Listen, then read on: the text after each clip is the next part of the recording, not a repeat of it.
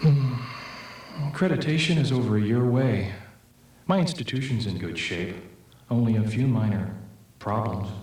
Problems. Denial, self-study, accreditation, termination, team visit, reports due, deferral, committee meetings, probation.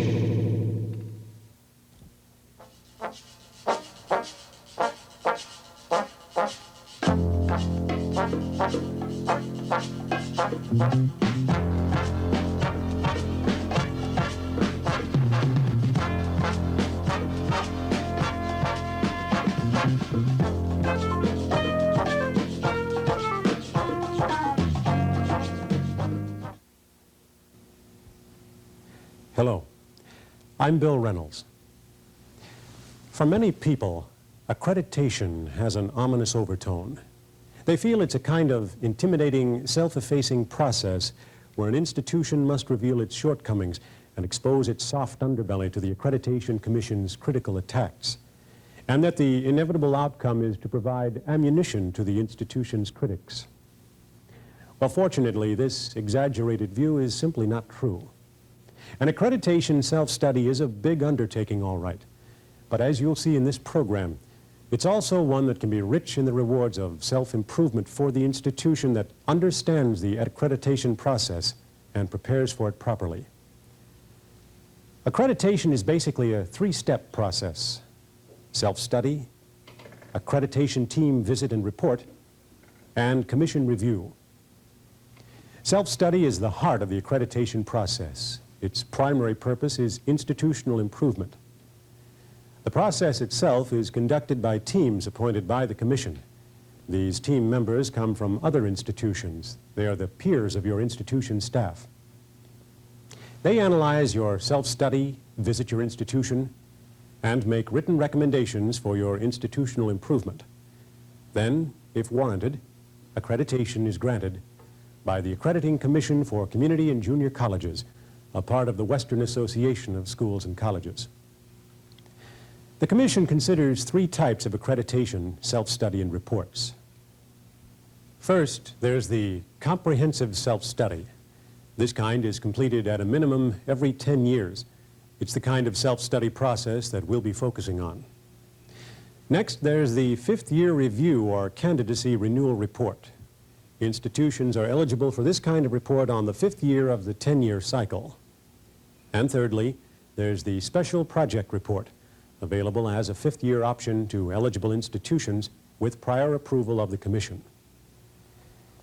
Accreditation is a method of professional self-regulation. The self-study process will enable you to gain a clearer understanding of your institution's purposes and how well they're being achieved. The study process is the key to institutional improvement because it involves diagnosis of problems and forecast of solutions. Finally, self-study and the related report are necessary step in achieving and maintaining accreditation, a true indication that your institution has met the standards of academic and professional excellence established by your peers. The report is one result of the self-study process, and that process should be based on the guidelines established by the ACCJC in the Handbook for Accreditation. Of course, the Commission can offer only a model of good practice and general principles for conducting a self-study, not prescriptions. Let's take a closer look at the self-study process, the report, and how it all comes together.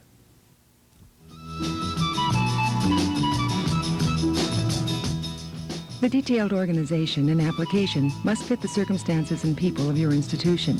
So, the handbook and this program address the standards for a comprehensive public community college. Other types of institutions should consider the standards in terms of their mission. However, the institution should be prepared to defend reasons for not addressing the ACCJC standards that it feels do not apply. The report itself should follow the organizational format indicated in the handbook.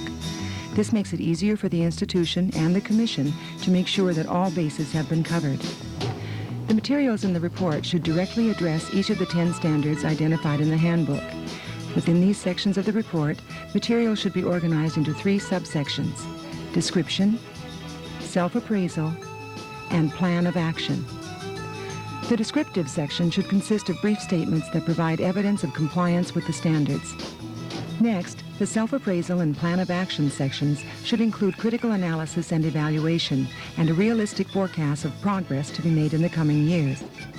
Keep in mind that, by comparison, the description should be brief and the self-appraisal and plan of action lengthy. The report should directly address the standards identified in the handbook.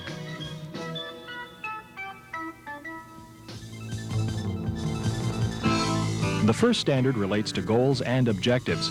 Your institution may be committed to goals such as providing general education, transfer education, occupational and continuing ed, basic skills, as well as student and community services. Getting a clear picture of these institutional goals is the first step in the self-study process. They should reflect the values and beliefs that are expressed in your college's mission, and they should be geared to the current and changing needs of your community. The goal-oriented questions that a self-study should answer include: what is your institution's mission and what are its goals? Are they clear and appropriate? Is there a consensus on them and are they understood? Are they compatible with the accepted goals of post-secondary education? And are they used as the basis for program and institutional management? Are specific objectives directly related to the long-range goals of your institution? Are there additional programs and services which the college should be providing? Finally, are your human, physical, and financial resources adequate to carry out programs and services, and will those resources continue to be available? The next standard relates to your institution's educational programs. The relationship of your institution's objectives to its programs should be reflected in your policies of admissions, graduation requirements, curriculum content, and institutional methods and procedures. For instance, part and full-time faculty sharing and determining curriculum content, systematic program evaluation and the opportunity of classroom evaluation across the board, institutional focus and commitment to learning, and assuring that equivalent quality and services are available to students in outlying areas. Standard 3, institutional staff. Important concerns here include professional selection procedures for both part and full-time personnel, and meaningful evaluation procedures for all staff. For instance, teaching effectiveness as a criterion for selection and retention of instructors. Also, there should be adequate staff development opportunities. Standard 4, student services. The diversity of services should be adequate and appropriate to the needs of your students. Services should reflect a concern with the physical and mental well-being of your students. Ask, are student services geared to develop student talents and capabilities, motivate their educational progress, and facilitate interaction with other students? And of course, all student services should be led by a qualified staff. Standard 5, community services. These are the educational, cultural, and recreational programs and services that extend beyond the regular credit courses in the public community college. Community services include encouraging the use of facilities by the community, gearing programs and services to meet the needs and interests of various groups within the community, and a budget and staff appropriate to achieve these community service objectives. Standard 6, learning resources. Learning resources should be considered more than just books. Sure, having an adequate and appropriate library selection is important, but nowadays, learning resources should also include the technological support that makes for a more complete educational experience. Quantity, depth, diversity, and currentness should be sufficient to support your educational programs. Materials should be periodically reviewed and obsolete materials removed. Standard 7, physical resources. Appropriate facilities should be efficiently used. Your institution should have adequate specialized facilities and equipment, and the physical plan must be adequate to help achieve your objectives. Long-range plans for developing physical resources must be based on the educational master plan and institutional goals. Financial resources, the 8th standard. The most important concern here is that there are adequate funds to enable your institution to meet its mission and goals, to maintain the quality of programs and services for the number of students enrolled. Financial analysis reveals much about an institution's priorities.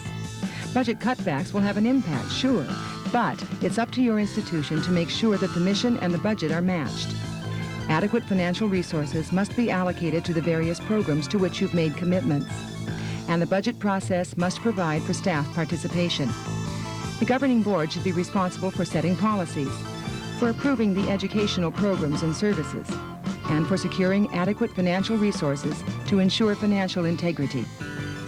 Next, there's governance and administration, Standard 9. Good rapport between the governing board and the staff is a must. The administration should provide the leadership necessary to enhance effective learning and achievement of institutional goals. Also, the administration should provide an open door for the concerns and fresh ideas of faculty, support staff, students, and members of the community. Finally, Standard 10, district or system relationships. Important factors here include a clear statement and plan for organizational responsibilities and relationships in multi-college or multi-campus systems. There must be good communication channels between system components and clear procedures for planning, budget development, and administration.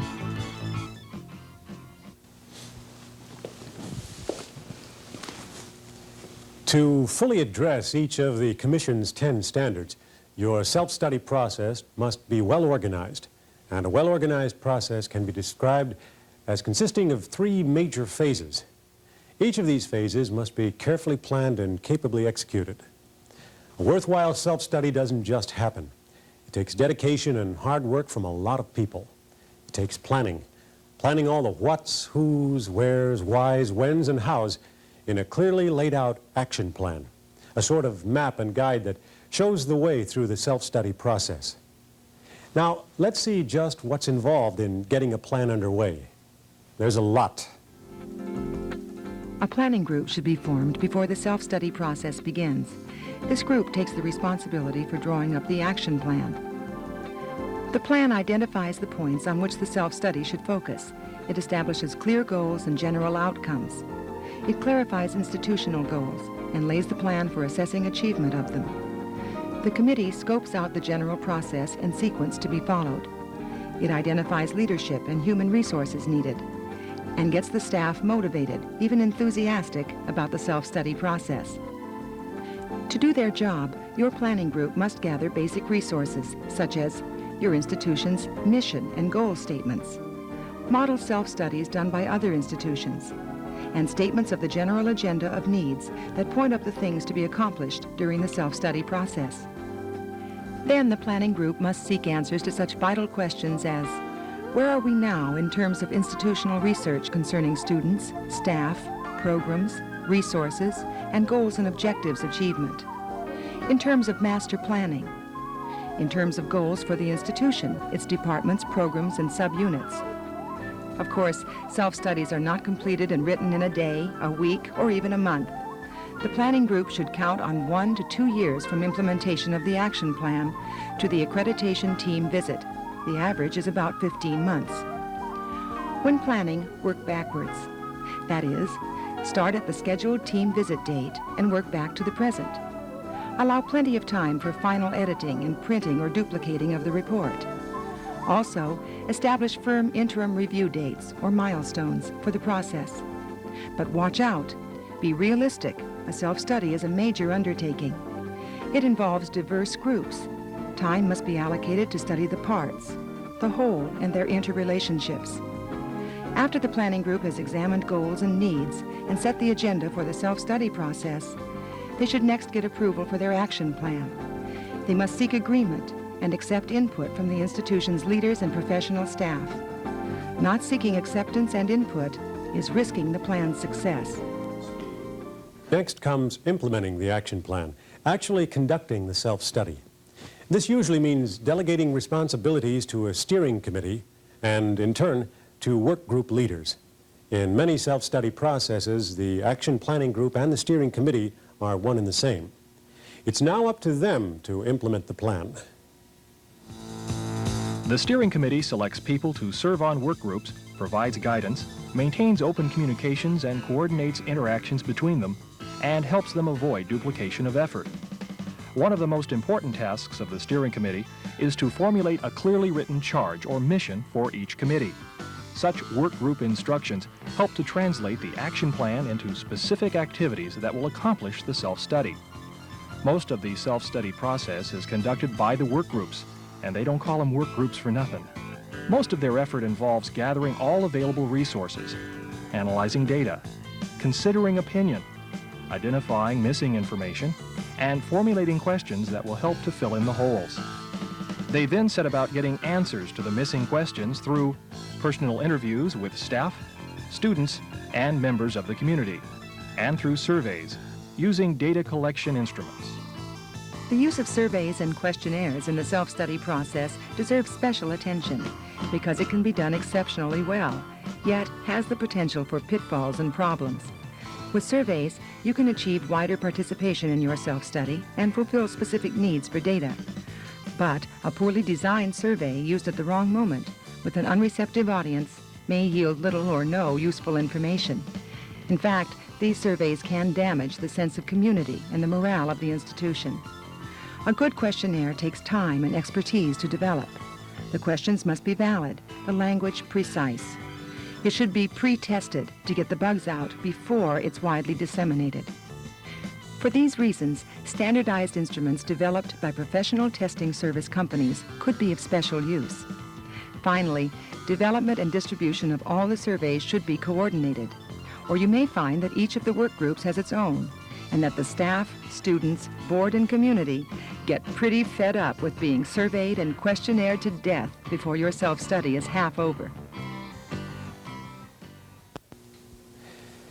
After the work groups have avoided the dangers of instruments, they complete their research and analysis and submit draft reports and data to the steering committee. Evaluating the completeness of work group submissions and compiling and editing draft materials is the responsibility of the steering committee. It's then important to get reactions to draft materials from all levels. Now comes preparation of the final report. Steps should be taken to help ensure that your efforts will result in a readable report useful to several audiences. Identify the report writer early on. Avoid writing it by committee, then having some poor soul compile it all later. Choose a good wordsmith, not a person who will make substantial changes from the committee's findings. And please, avoid making the report a public relation piece. A good report should follow the suggested formats and section headings identified in the Commission Handbook. It should focus on key issues and present a frank and balanced view. It should be useful to many people, just as many people participated in its development. And it should be systematically referenced to the Commission standards. The report should be a record of the self-study process, which forms the basis for future institutional planning and improvement. It may include strategies necessary to accomplish the changes, the roles expected to be played by individuals and groups, suggested timetables, and a mechanism to make sure it all happens.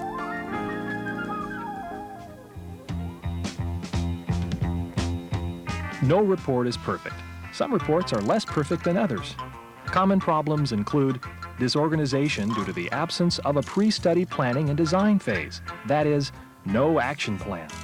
Another problem is too much description, not enough analysis, evaluation, and improvement plans. Another, the process appears to have been only an activity to prepare a report.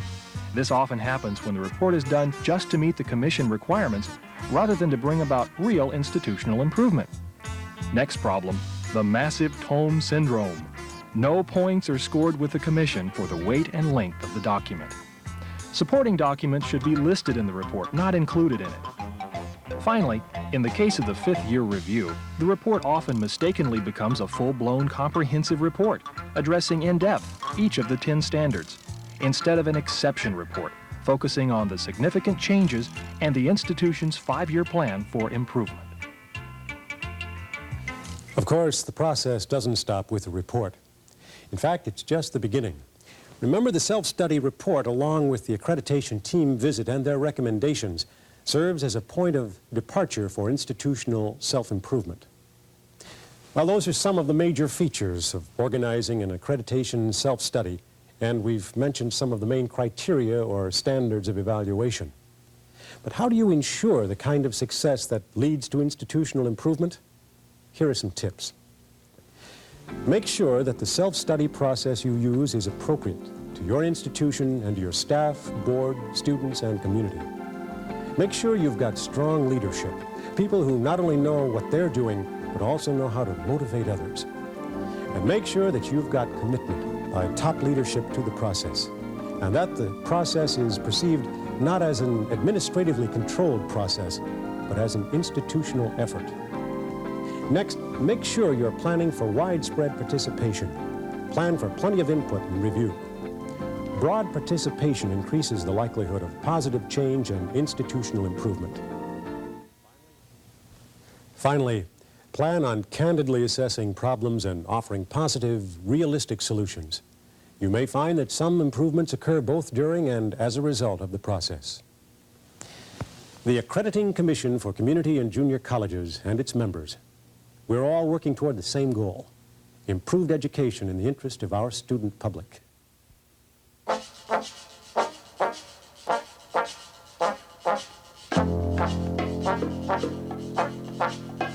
Thank you.